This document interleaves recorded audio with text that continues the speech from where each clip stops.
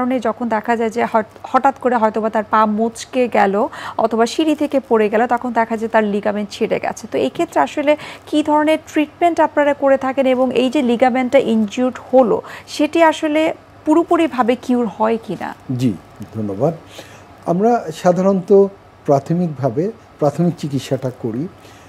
Injury যেমন আমরা rest দেই, আমরা আইস অ্যাপ্লিকেশন করি, আমরা ইমোবিলাইজার অ্যাপ্লাই করে যাতে মুভমেন্ট না করা যায় সে ব্যবস্থা করি, এবং এটা ফুলা কমার যতদিন ফুলা কমে যায় সে পর্যন্ত আমরা সাধারণত 2 থেকে 3 সপ্তাহ অপেক্ষা করি। তারপরে আমরা যদি দেখি যে সমস্যাটা সমাধান হচ্ছে না, তখন আমরা আবার এক্সামিন করি, পুরোপুরি হাত ধরে এক্সামিন করি, বসিয়ে উঠিয়ে এক্সামিন করি, এবং তখন যদি প্রয়োজন হয় তখন অনেক সময় আমরা এমআরআই করি।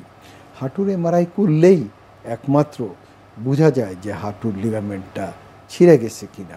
তাছাড়াও যদি আমরা অ্যাসেসমেন্টটা অনেক সময় আমরা পেয়ে যাই যে হাঁটুর এসিএল বা পিসিএল যদি ছিঁড়ে যায়, অ্যাসেসমেন্টও পাওয়া যায়। অনেক সময় আমরা কিন্তু দেখে থাকি যে 3 থেকে 4 বছরের বাচ্চা অথবা 7 থেকে 8 বছরের বাচ্চারা কমপ্লেন করে থাকে যে তার হাঁটুতে ব্যথা হচ্ছে, এবং কমনলি গার্ডিয়ান যারা রয়েছে বা অনেক সময় অনেক ডক্টররা কিন্তু বলে থাকে যে এটি গ্রোয়িং পেইন। সো এই সম্পর্কে আপনার কাছে জানতে চাই। হাঁটুর দুপাশে দুটা আর্টিকুলার কার্টিলেজ আছে যেটা বাড়ন্ত বয়সে সেটা গ্রো করে, এবং এই গ্রো করার সময় বিশেষ করে যখন দৌড়ঝাঁপ করে তখন একটা পেইন বোধ হয়। এই পেইনটাকে বলা হয় গ্রোয়িং পেইন। আর অনেক সময় বিশেষ করে যাদের ভিটামিন ডি ডেফিসিয়েন্সি থাকে বা ভিটামিন ডি ডেফিসিয়েন্সির জন্য তার রিকেট হয়, সেটাও অনেক সময় হাঁটুর পেইন হয়। তবে মনে রাখতে হবে যে বাচ্চা বয়সে 5 বছর বয়সে অনেক সময় আঘাতপ্রাপ্ত হয়, এবং হাঁটুতে বিশেষ করে খুব কমনলি আমরা সেপটিক আর্থ্রাইটিসেরও সমস্যা আমরা পাই।